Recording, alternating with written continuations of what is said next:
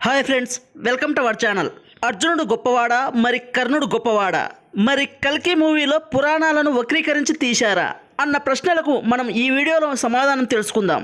తెలుసుకునే ముందు ఈ వీడియోను మీరు చివరిదాకా చూడండి. మీకు నచ్చినట్లయితే తప్పకుండా లైక్ చేయండి. ఇక కల్కి సినిమా మహాభారతంపై ఒక ఆసక్తికరమైన చర్చ తలెత్తుతోంది. భారతంలోని ఘట్టాలను స్ఫూర్తిగా తీసుకొని ఈ కథను మలిచాడు దర్శకుడు నాగ్ అశ్విన్. ఇందులో కర్ణుడు, అర్జునుడి పాత్రల ప్రస్తావన ఉంది. ఇక కల్కి సినిమా క్లైమాక్స్ అద్భుతంగా పండడానికి కారణం మహాభారతంలోని ఈ రిఫరెన్సే. గూస్ బంప్స్ను తెప్పించేలా ఆ సీక్వెన్స్ని తెరకెక్కించాడు నాగ్ అశ్విన్. ఇందులో ప్రభాస్ కర్ణుడిగా, విజయ్ దేవరకొండ అర్జునుడిగా కనిపించారు.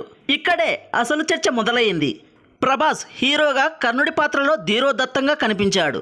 దీంతో అసలు భారతంలో అందరికంటే పరాక్రమంతుడు కర్ణుడే అని కొందరు పోస్టులు పెట్టడం మొదలుపెట్టారు.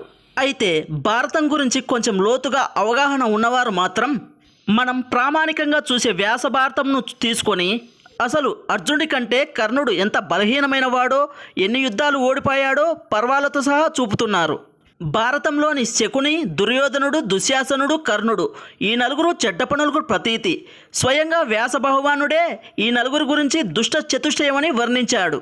అభిమన్యుడిని చంపిన వారిలో కర్ణుడు ఒకడని, చివరికి అర్జునుడి చేతిలో కర్ణుడు వధించబడ్డాడని గుర్తు చేస్తూ అర్జునుడి కంటే కర్ణుడు ఎందులోనూ గొప్పవాడు కాదని వాదిస్తున్నారు.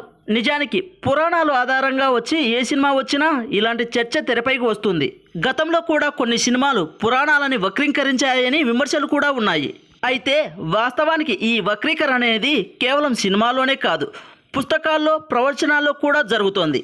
కర్ణుడి గొప్పదనం గురించి ప్రవచనం చెప్పమంటే అతనంత వీరుడు, సూర్యుడు మరొకడు లేడని చెప్పే పెద్ద మనిషే అర్జునుడి ప్రస్తావన వచ్చినప్పుడు అర్జునుడి ముందు కర్ణుడు ఆఫ్రాలని నొక్కి వక్కానిస్తుంటారు. ఇక సినిమాల విషయానికి వస్తే ఆ పాత్ర చేసే హీరోను బట్టి కొన్ని సన్నివేశాలను తీస్తూ ఉంటారు.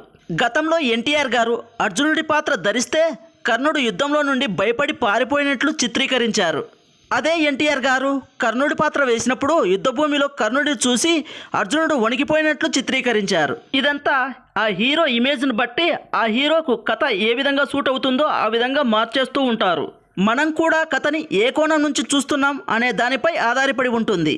అన్నిటికంటే మించి సినిమాను సినిమాగానే చూస్తూ ఆ సినిమాను కూడా ఎంటర్టైన్మెంట్ కోణంలోంచే చూడాలి. కానీ ఇలాంటి వాదన జోలికి వెళ్ళడం అనవసరమైన రాద్ధాంతమనే భావించాలి. ఇక ఈ విషయంపై మీరేమనుకుంటున్నారో కామెంట్ బాక్స్లో తెలియజేయండి. ఈ వీడియో మీకు నచ్చినట్లయితే తప్పకుండా లైక్ చేయండి. అలాగే కొత్తగా మన ఛానల్ను ఎవరైనా చూస్తున్నట్లయితే సబ్స్క్రైబ్ చేసి బెల్ ఐకాన్ ఆన్లో ఉంచుకోండి. మరిన్ని వీడియోస్తో మీ ముందుకు వస్తాము.